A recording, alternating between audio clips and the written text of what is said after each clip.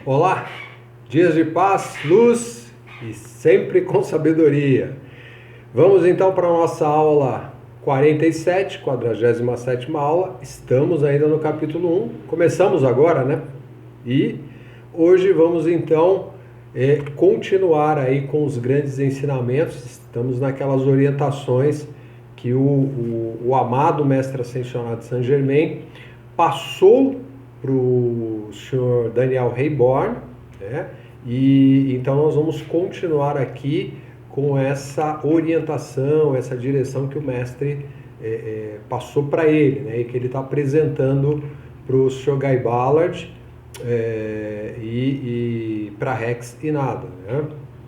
Então, mais rapidamente, só fazendo aquela recapitulação, na aula anterior, nós vimos que, de acordo com o que o Sr. Guy Ballard relatou, registrou no livro, então eles saíram a passeio, né, a cavalo, foram fazer aquele tour ali, conhecer a região, Rex e nada levando o Sr. Guy Ballard para fazer o passeio pela montanha, né, a Table Mountain, ou, numa tradução livre, a montanha da mesa, ou montanha mesa, algo assim, né?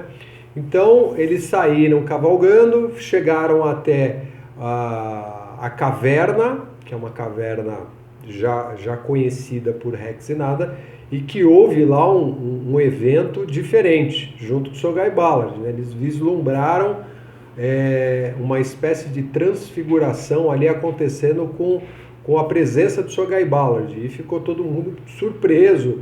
Contaram a história que aconteceu anteriormente, né, que na visita que eles haviam feito 1 ano atrás, Rex e nada tinham presenciado lá a situação de escutar uma voz dizendo pare, né, quando se aproximou do arco, tocou em um dos arcos lá, o arco de cor azul. E aí, mais do que depressa, não só paramos, como estamos saindo também, né? Vamos pegar nosso rumo, porque tem coisas que a gente não conhece aqui. 2 jovens, né? Então, na ocasião, certamente nada com 17 anos, né? Aliás, 15 anos, né? Porque ela tinha 16 quando conheceu o Sr. Guy Ballard e Rex tinha 18, estava com 18. Então, um com 15 e outro com 17. Eram bem jovens, né? Ainda o são, né? Nessa parte da história. Mas, enfim. E aí eles retornam para casa depois dessa experiência, contam lá para o Sr. Rayborn o que aconteceu, e com isso o Sr. Rayborn conversa com eles e anuncia, né, aí que o mestre Saint Germain está presente, dando orientações, inclusive passando, né, ali questões relacionadas a assuntos sobre morte, né, o que nós tanto tememos, a chamada morte, e também, principalmente, sobre a ascensão, que é algo que o senhor Rayborn, o senhor Daniel Rayborn, passará futuramente. O mestre já deixou avisado, você vai entrar no seu processo de ascensão. Então, ele certamente alcançou merecidamente essa possibilidade, e nós vamos ver como é que isso vai se desenrolar ao longo da história. Aí vamos saber em que momento isso vai acontecer e como vai acontecer, e é bem interessante, né? Bom, então continuamos daqui para frente. Mestre Saint Germain, nesse momento, né, ou seja, nessa parte da história do relato, né, que o Sr. Guy Ballard registrou, foi aquilo que se tratou da experiência do Sr. Daniel Rayborn junto com o Mestre Saint Germain. O Mestre Saint Germain dando ensinamentos, explicações, e o senhor Daniel, mais do que depressa, pediu para anotar tudo, palavra por palavra. O mestre falou, anote, pode anotar, e ali ele registrou tudo. Nós não temos ideia em que nível de registro isso acontece, né? Ou seja, como será estar, né, na presença de um mestre liberto e receber essas orientações, essas informações, e quanto essa vibração, né, altera, muda a nossa sensibilidade, a nossa percepção. Deve ser algo, com certeza, muito aquém, muito além daquilo que nós consigamos entender ainda. Mas a gente faz um esforço aqui e tenta né, captar o máximo que a gente consegue. Claro que na medida que a gente vai se desprendendo de muita coisa que existe através desse campo tão ilusório que a gente passa ao longo da vida, naturalmente nós vamos nos tornando mais sensíveis, mais acessíveis, inclusive, a essas orientações. A mensagem vai ganhando uma outra estrutura, uma outra percepção, né? Mas ok, então vamos lá. O mestre ascensionado Saint Germain, então, continuou ali né, falando para o Sr. Reborn, né, conforme ele relata, e disse o seguinte: o último inimigo, a morte, terá desaparecido, né, quando a gente alcança esse ponto em que nós simplesmente, vamos dizer assim, alcançamos a liberação, que nós estamos realmente no nosso processo de ascensão. Estamos no corpo físico ainda, e como fez o Mestre Jesus, eleva esse corpo a uma taxa vibratória muito acima daquilo que a gente consegue alcançar dentro dessa nossa consciência tão pequena, e a partir daí, claro que não existe mais a morte, simplesmente nós nos fundimos, somos absorvidos em corpo, mente, emoções, nessa grande consciência, né, que é a nossa consciência divina, e a partir daí já não existe mais diferença entre a consciência externa e a consciência divina. Simplesmente toda essa parte externa é absorvida e se funde com a consciência divina, que é o que nós somos. Então, como diz o mestre, está dizendo, o último inimigo, a morte, terá desaparecido, pois não é mais que o meio para libertar-se de uma vestimenta que já não tem nada de valor que a perfeição da vida possa utilizar. Então, quando nós passamos pelo processo de morte, é uma vestimenta que não, ela simplesmente não tem mais aquela eficiência, não tem mais aquela necessidade no sentido de utilização, porque ela pode, obviamente, ter chegado numa condição que não é possível mais utilizar. Ela ficou tão deficiente, tão decrépita, né? tão desgastada, que não há mais possibilidade de uso.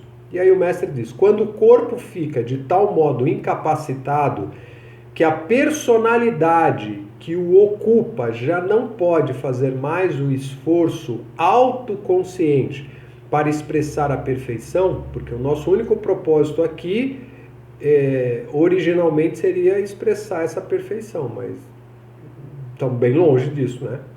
Então a natureza assume o controle, ou seja, a natureza, a partir daí, ela começa a chamar esse corpo, ou seja, ela vai realmente reaver esse corpo.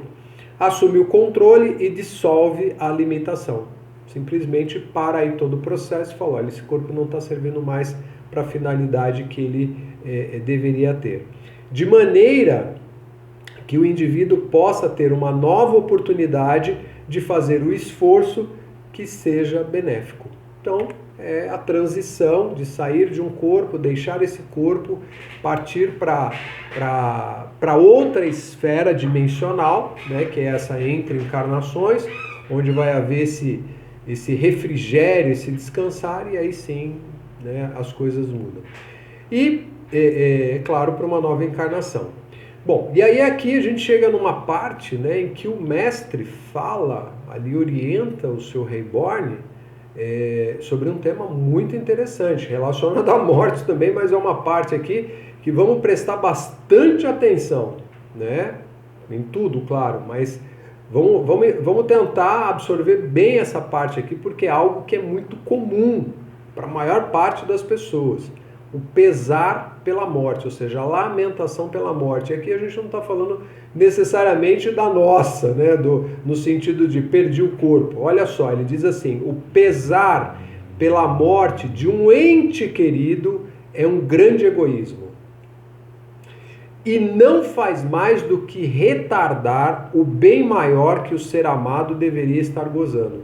Então, quando nós nos voltamos para essa ideia de ai, nossa, mas o fulano morreu, tal pessoa se foi, né? Perdi, sei lá, o pai, a mãe, o filho, seja quem for.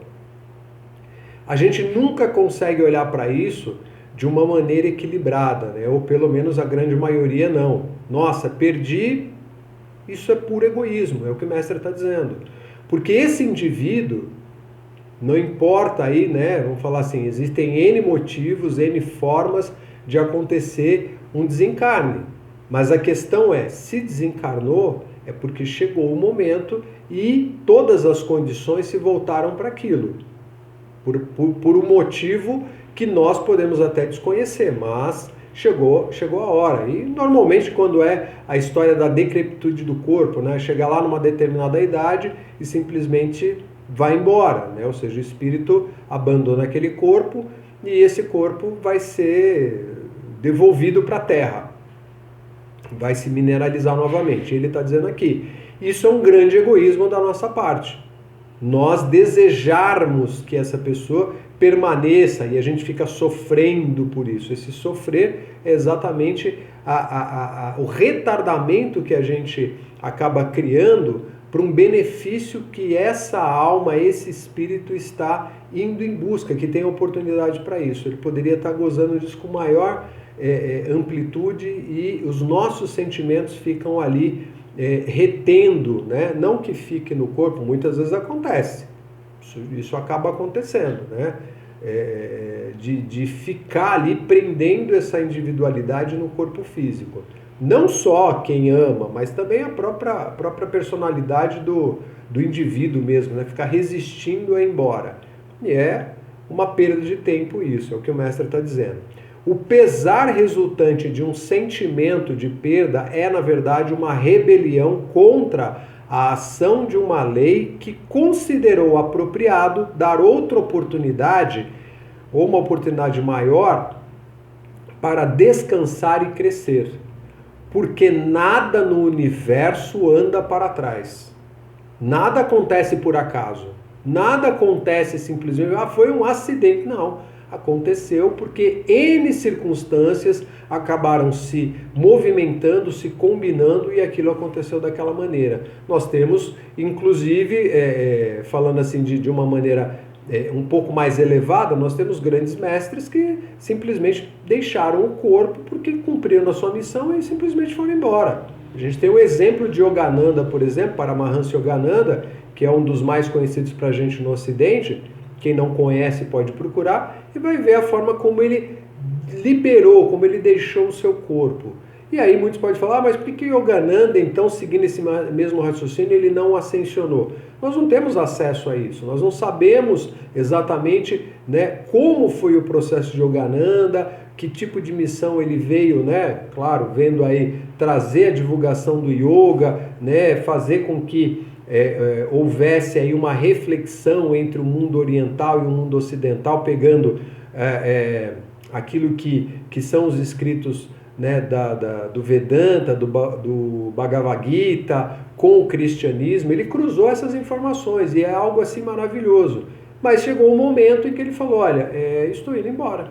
E ele simplesmente foi embora. Ele deixou o corpo dele e foi embora. E ficou todo mundo, pô, como assim? Ele disse que ia e foi mesmo, e foi. Então não teve assim uma coisa de, sabe, nossa, desespero, ele adoeceu. Não, ele simplesmente disse, olha, estou me despedindo, e naquele dia foi embora. Assim como já aconteceu com outros também. Tá? Só pesquisar que a gente encontra. Então, aí o mestre continua, e tudo sem importar a aparência temporária que possa ter. Está movendo-se para frente, a vida não anda para trás, a vida está sempre em movimento crescente, sempre seguindo aquilo que são as leis, para uma alegria e perfeição cada vez maiores. E a gente é que fica com essa consciência tão diminuta, né? Tão estreita. Então, algo que a gente tem que considerar que o amor, todo esse amor que a gente está falando, né, que acaba se tornando um egoísmo, é um amor que, se ele é verdadeiro, ele não vai acabar. E o mestre fala sobre isso, ele diz assim, a consciência divina em nós não pode se lamentar, e não se lamenta. A consciência divina não. E a parte humana deveria saber que ninguém pode sair deste universo, que tem que estar em algum lugar melhor que o local de onde partiu. Então, nós saímos dessa condição de mundo aqui, nós queremos ir para onde? Todo mundo fala, né, através das religiões, eu quero ir para o céu, eu quero ir para o paraíso. Aí fica aquela confusão, né, de muitos religiosos, né, o pessoal ortodoxo, aí, fanático, não, porque porque você vai para o inferno, porque você... Gente, o inferno está dentro de nós mesmos, somos nós que estamos criando isso. Então, se eu fico preso àquilo que eu criei, o indivíduo está falando, vai para o inferno, não é porque ele necessariamente vá para algum lugar melhor se ele assim não o desejar. Porque não existe esse céu, né, que a gente idealiza aqui dessa forma tão romântica. Existe o céu da perfeição, que é um céu, ou melhor dizendo, um espaço, uma dimensão, onde nós temos a condição de descansar, como diz o mestre, os mestres em geral, e aí sim a gente retorna para continuar a nossa trajetória, porque o que nós temos de endividamento aqui, os karmas acumulados, não é brincadeira. Então, o que estamos fazendo nesse momento para poder alcançar essa liberação? Enfim, aí cada um vai fazer a sua análise, mas é sair daqui para ir para um lugar melhor, obviamente. Se houver um amor divino real e verdadeiro, este nunca pode deixar de existir. Então o amor não acaba. Se é real, se é verdadeiro, esse amor não acaba. E em algum momento, em algum lugar, tem que nos levar ao que amamos. Nós somos ligados por amor. Então se nós amamos alguém, se amamos pessoas, se amamos, simplesmente nós vamos continuar ligados a essas pessoas, a esses seres divinos, e vamos nos encontrar com toda certeza, que é o que está acontecendo, eu diria assim, na encarnação que nós estamos vivendo hoje. A gente tem aí algumas ligações que a gente diz, puxa vida, mas isso é um karma, né? Mas são as ligações que nós fizemos lá atrás e que a gente tem que consertar agora. Então, é oportunidade. E aí ele diz, no verdadeiro amor divino não existe a separação. Quem ama de verdade não se separa. E tudo aquilo que se sente como um sentimento de separação não é o amor.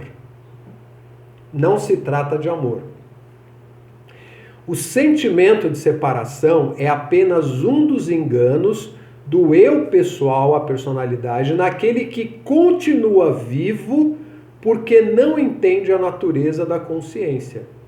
Então a personalidade, ela simplesmente tem esse véu da ignorância cobrindo, né, tudo aquilo que a gente pode alcançar e fica alheio à realidade que é o que vem através da consciência, que vem através dessa natureza divina. Onde quer que a consciência esteja, ali estará funcionando o indivíduo. Então, se a minha consciência está em coisas, sei lá, imagina o que você acha que está aí na sua consciência nesse momento, é nisso que você está ligado, é nisso que eu estou ligado, naquilo que eu estou projetando nesse momento, nessa vida. Pois o indivíduo é sua consciência. Então, não tem como escapar disso, isso é uma lei. Aquilo que eu penso, aquilo que eu sinto, é ali que eu estou. Então, o que nós estamos fazendo com o nosso sentimento e com o nosso pensamento? É só olhar. Então, vamos considerar também, como diz o mestre agora, né, que o espírito, ele não é o corpo. Né? O corpo é uma ferramenta, o corpo é um instrumento.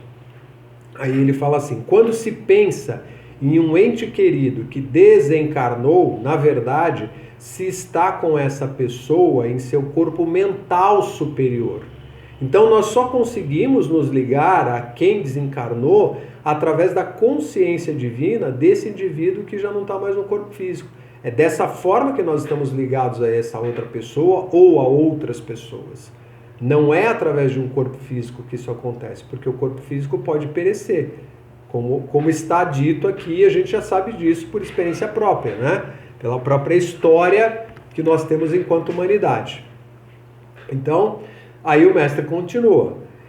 Se o mundo ocidental pudesse entender essa verdade, mundo ocidental, por quê? Porque no Oriente já existe uma direção muito mais estruturada em relação a isso. Já é mais fácil de olhar para isso. Né? A gente vê através de outras culturas. O Ocidente ganhou, né, trouxe emprestado aí do Oriente essas informações, esses ensinamentos, e é o que a gente está tentando aplicar. Então, se o mundo ocidental pudesse entender essa verdade, romperia as cadeias que tanto sofrimento inútil tem causado. Estamos perdendo tempo.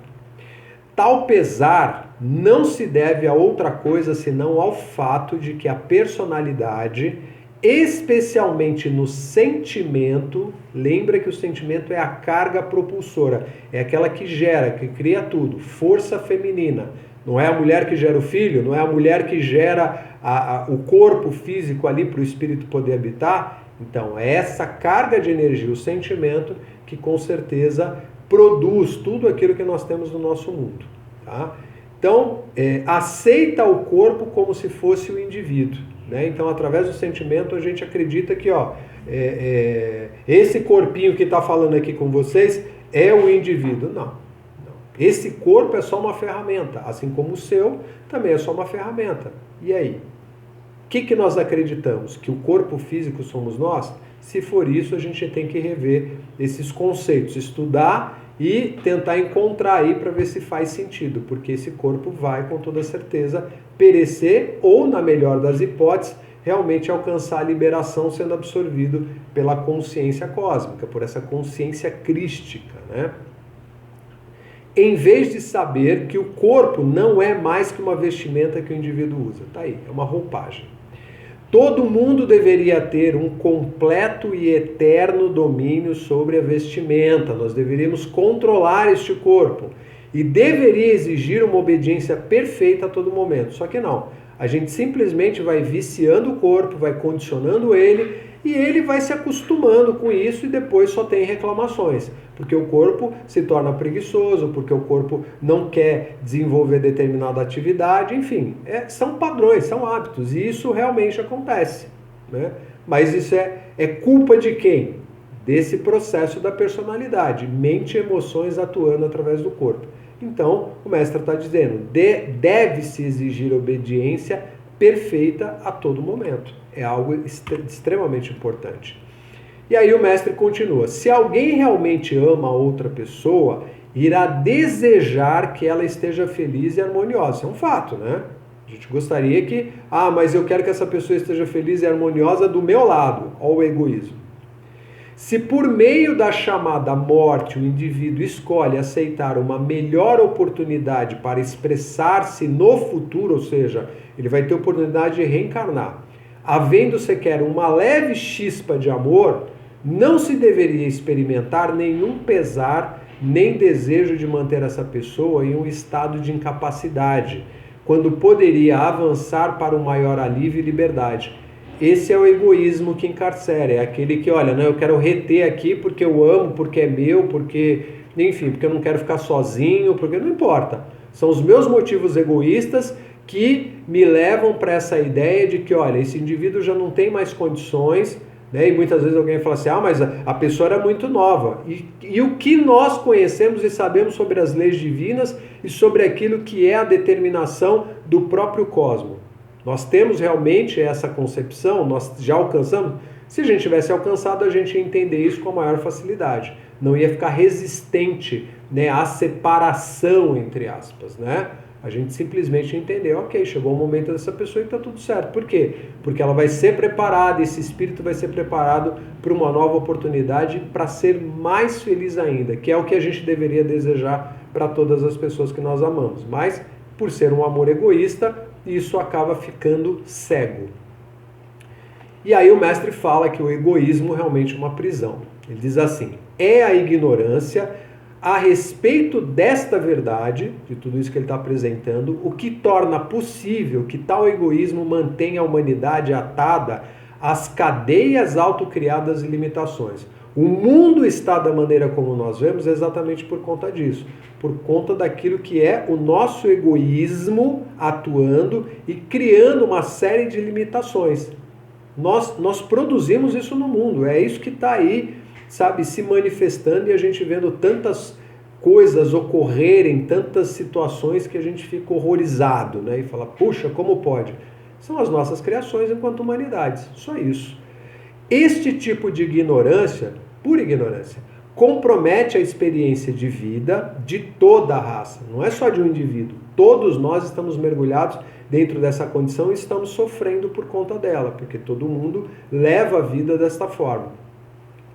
E constitui uma negação recalcitrante em entender a vida. A gente simplesmente quer que a vida seja da forma como nós queremos, não perante as leis e de acordo com o que realmente ela segue, né? A ordem natural. Não, a gente quer que seja da nossa maneira. E esse é o egoísmo atuando. Arrasta milhares de seres humanos todos os anos às profundezas do desespero, totalmente desnecessário e evitável, quando eles poderiam e deveriam estar desfrutando a felicidade, vivendo segundo a poderosa presença eu sou, que pretende que vivam, né? Ou seja, segundo a forma como a nossa consciência divina realmente gostaria que nós estivéssemos vivendo.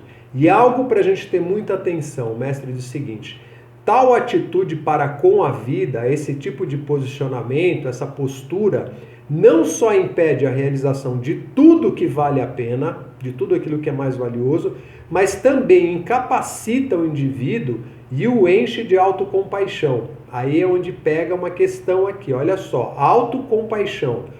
Autocompaixão é um dos meios mais sutis e insidiosos, ou seja, baixos demais, que a força sinistra utiliza para minar a resistência e torná-lo negativo. Força sinistra que o mestre está se referindo aqui é aquilo que nós criamos no mundo. Já falamos isso em aula anterior e vamos estar sempre repetindo que o mestre volta com esse tema, volta e meia ele tá aí trazendo a lembrança, e a nossa mente tem que estar sempre sendo relembrada dessas coisas. Força sinistra é o que nós criamos no mundo, não é nenhum satanás, nenhum demônio. O único demônio e satanás que existe são as nossas criações. Aquilo que nós colocamos nesse mundo e está aí nos infernizando o tempo todo. Não se diz que o diabo anda, né, em derredor ali, à espreita, para tentar nos tragar? É exatamente isso, são as nossas criações. É o inferno que nós criamos para nós mesmos. Então, cada um que tem que cuidar do seu. Não adianta a gente terceirizar, fala, não, isso é um ser do mal. Isso é a nossa criação que é o ser do mal. O indivíduo tem que permanecer positivo se pretende alcançar a vitória e expressar sua mestria. Tem que permanecer positivo. Nós sustentamos o negativismo e negacionismo, para não dizer que é uma coisa absurda também, o tempo todo. Nós negamos a verdade, nós estamos sempre sendo negativos, estamos sempre para baixo. Não, positivo, para cima, elevação. Isso é a vida, é o que o mestre está alertando aqui. E ele continua: a força sinistra, ou seja, as nossas criações, que a humanidade gerou nesta terra, utiliza esse método para evitar que os maravilhosos indivíduos aspirantes, aqueles que estão buscando, obtenham sua libertação e utilizem o pleno poder da divindade que lhes pertence desde o começo, a dádiva do Pai para seus filhos. Então, esse trecho que ele está citando, né, que a humanidade gerou essa força sinistra e que essa força sinistra utiliza justamente isso como método para evitar, né, que os nossos esforços, aqueles que estão aspirando por essa libertação, consigam alcançar, realizar, é porque quando se fala que a força sinistra ela utiliza métodos, é porque isso que nós criamos no planeta, essa estrutura energética tão pesada, tão negativa, ela é uma inteligência, ela é uma força, são elétrons em movimento que originalmente eram puros e foram revestidos com uma carapaça de imperfeição. E isso foi criado para quê? Foi criado para N motivos. Foi criado para ter dor, foi criado para ter tristeza, foi criado para ter egoísmo, foi criado... Então, cada um de nós contribuiu com um pouco de cada coisa ao longo de eras. Então, essa força, essa carga de energia, ela foi se acumulando na Terra e se transformou num ser. Né? Nisso que a gente chamaria aí, né, para os religiosos, para aqueles que são ortodoxos, esse é o Satanás. Pronto, então tá aí. Esse é o tal cara, né, que na verdade é só uma carga, um acúmulo de energia que nós geramos e que trabalha de forma inteligente justamente para nos distanciar. Parece loucura isso, né? Mas é exatamente o que os grandes mestres já trazem como ensinamento há muito tempo e que era ensinado. Ainda é, né? É ensinado nas grandes escolas de mistério, só que isso era feito secretamente. Porque Aqueles que conseguiam entrar em contato com isso poderiam utilizar isso de forma desvirtuada. E isso aconteceu muito.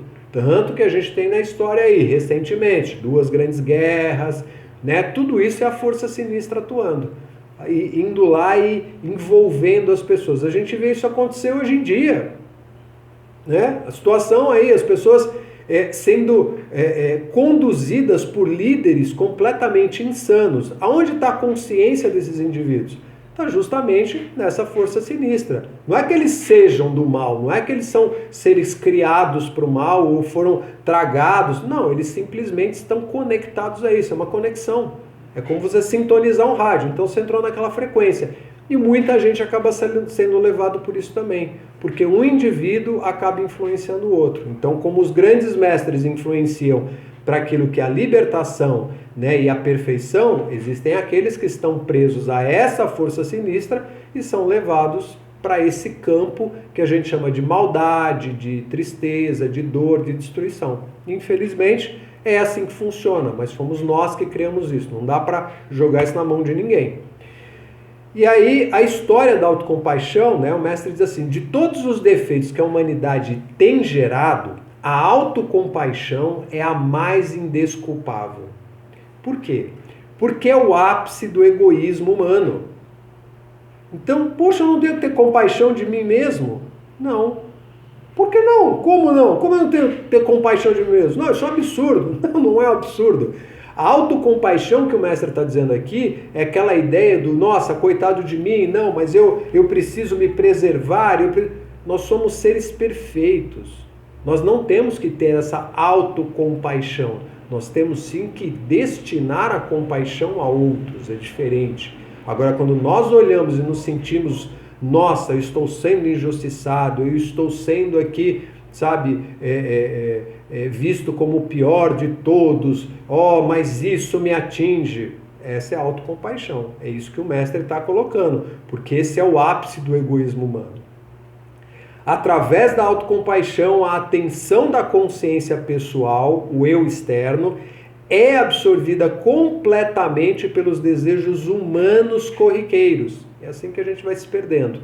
São mesquinhos e inúteis do corpo físico. Então, o trabalho através das sensações, ignorando por completo a grande, gloriosa, adorável, onisciente, todo-poderosa luz da amada magna presença eu sou, a nossa consciência divina.